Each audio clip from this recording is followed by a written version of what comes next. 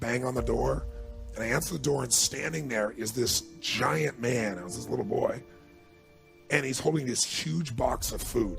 And beside him on the ground was a black pot with an uncooked turkey in it. And he said, "Is your father home?" So I go, my father is screaming at my mother through a closed door to the bedroom door. And I said, Dad, there's a guy at the door. And he goes, "You answer the door." I said, "I did. He's got to see you." So I kind of teased. I said, "Dad, you got to come." So he said, "Fine." He made one last yell at her, and he walks to the door.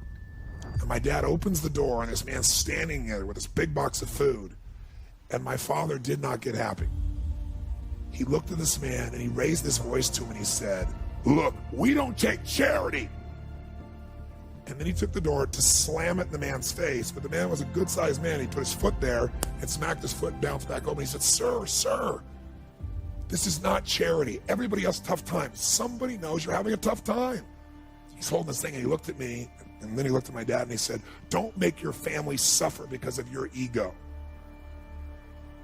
So he took the food, slammed it on our table, and slammed the door in the man's face, and never even thanked him. And I watched my father storm off and went on back to scream at my mother.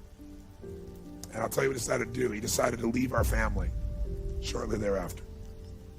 It was the worst experience of my life. It was the most crushing experience I felt.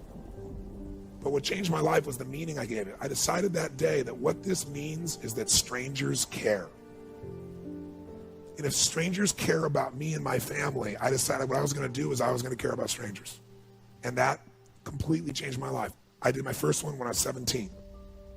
So I got one of my buddy's old vans, because I need a little room, put all the groceries in, and I drove to this house. And it was not what I expected, it was more. I got to this house, and I got 2 bags of groceries, and I banged on the door. Door opened, and this woman about this tall, right, stares up at me like this, right? And I said, "Hi." And it was very obvious she didn't speak any English, and she let out a scream when she saw the food. And by the way, this woman had 5 children and a husband. What I didn't know is the husband had left her 3 days before with no money, no food, and 5 kids. So I got these bags. So she screamed, and she grabbed me and started pulling my neck and like kissing me, right? And I said, no. I said, "I'm the delivery boy. And she didn't understand a word I was saying. So I reached in the pocket and I gave her the note, flipped it over. She read it in Spanish, and then she started to bawl.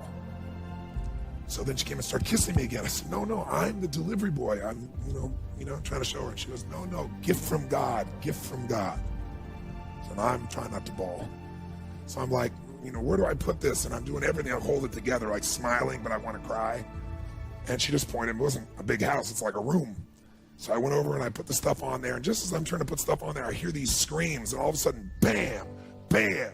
2 boys hit me, one leg, then the other. These 2 little guys just tackle me, right? And I turned to this woman, I said, I've got to go.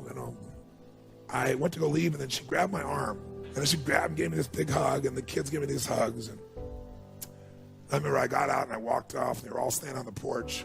And I got in this little van, and I drove it out and I turned it around. And as I went to turn it around, I looked in the rearview mirror, and I was feeling all this emotion building in my body.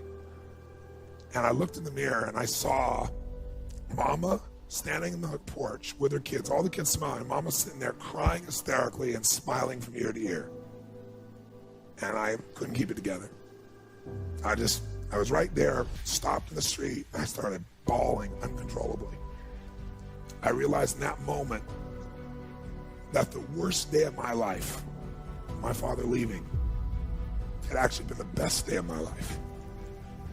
Because if I hadn't had that experience, I wouldn't be here today.